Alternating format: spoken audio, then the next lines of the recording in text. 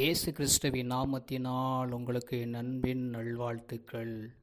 இந்த நாளில் கூட இந்த வேளையில் ஆண்டவருடைய வார்த்தையை பகிர்ந்து கொள்வதனால ரொம்ப சந்தோஷம். இங்கே பார்க்கும் பொழுது சிங்கத்தை போல ஒருத்தர் தைரியமாக இருப்பாங்களாம். ஏன்னா சிங்கம் எப்படி இருக்கும்?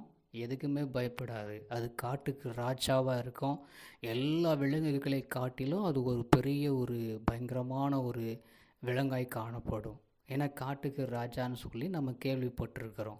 அப்போ அந்த சிங்கத்தை போல தைரியமாக அது எதுவுமே பயமே கிடையாது. எதை குறித்தும் பயம் கிடையாது. வாழ்ந்தாலும் வாழும், இறந்தாலும் இழக்கும், தைரியமாக இருக்கும். அது கர்ச்சிக்கிற கர்ச்சனையே எப்படி இருக்கும்? அப்படியே தைரியமாக அப்படி கர்ச்சிக்கும். அப்போ யாரை ஒப்பிட்டு சொல்கிறாங்கன்னு சொல்லி பார்க்கும் பொழுது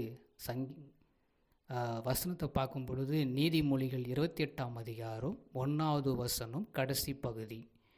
நீதிமான்களோ சிங்கத்தை போல தைரியமாக இருக்கிறார்கள். அல்லேலூயா. நீதிமான் யார்? அந்த நீதிமான் நம்ம தெரியும்.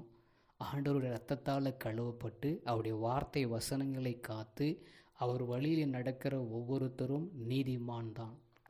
அந்த நீதிமான் எப்படி இருப்பான்னு பார்த்தா சிங்கத்தை போல தைரியமாக இருப்பாங்க. அவங்கள்ட்ட பாவம் இல்லை. என்ன பண்ணுறியோ பண்ணிக்கோ. அவன் கையில் எந்த அக்கிரமும் கிடையாது, எந்த இதுவும் கிடையாது. தைரியமாக இருக்க முடியும். அதனால தான் ஒரு தைரியமாக இருக்கிறார். சிங்கத்தை போல் நம்ம தைரியமாக இருக்கணும். யாரை குறித்தும் எதை குறித்தும் பயப்படாதபடி கர்த்தருடைய ரத்தத்தால் கழுவப்பட்ட பிள்ளைங்க நாம் ஏன் பயப்படணும்? நமக்குள்ளே எந்த ஒரு பயமும் இருக்கக்கூடாது, எந்த ஒளிவு மரமும் இல்லாதபடினால் நம்ம சிங்கத்தை போல் தைரியமாக இருக்க முடியும். அப்படியே கர்த்தருடைய பிள்ளைகளாக இருக்கிற நாம் ரத்தத்தால் கழுவப்பட்டது உண்மை.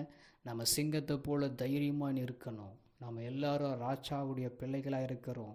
அதனால் நம்ம பயந்து போக தேவையில்லை.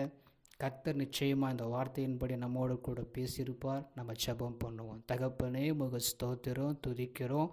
நாங்கள்லாம் நீதிமான்களாக இருக்கிறபடினால் யாருக்கும் எதுக்கும் பயப்படாதபடி சிங்கத்தை போல் நாங்கள் தைரியமாக இருக்க கிருபை செய்யுங்க. தகப்பனே, உம்முடைய பிள்ளைகளாக இருக்கிறபடினாலே நாங்கள் யாருக்கும் எதுக்கும் நாங்கள் பயப்படக்கூடாது. நீங்கள் எங்களை பொறுப்பெடுத்து நடத்துகிறதுனால உமக்கு ஸ்தோத்திரம். காரியத்தையும் எல்லாத்தையும் வாய்க்க பண்ணும். இயேசுவின் நாமத்தில் ஆமென்.